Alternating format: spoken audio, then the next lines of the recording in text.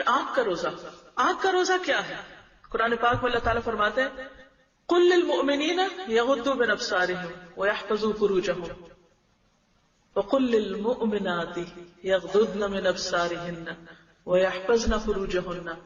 مومن مردوں سے کہیے کہ اپنی نگاہیں چکائیں، یغضوا من ابصارهم ویحفظوا فروجهن، اور اپنی شرمگاہوں کی حفاظت کریں.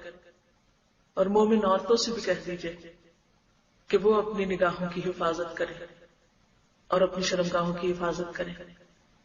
تو روزے کی حالت میں خاص طور پر یہ وہ تمام اعمال ہیں جو عام زندگی میں بھی منع ہے، لیکن خصوصاً روزے میں نگاہ کی حفاظت، حرام چیزوں سے خود کو بچانا، دیکھنے سے بچانا، خواہ وہ لائیو ہو یا وہ کسی مشین پر ہو، ایسے مناظر سے خود کو بچا کے رکھنا بے حد ضروری ہے، کیونکہ نگاہ کی حفاظت سے انسان فتنوں سے محفوظ رہتا ہے. اور جب نگاہ محفوظ ہوتی ہے تو انسان کا دل محفوظ ہوتا ہے، اور یہی پھر دل کا روزہ بھی بن جاتا ہے.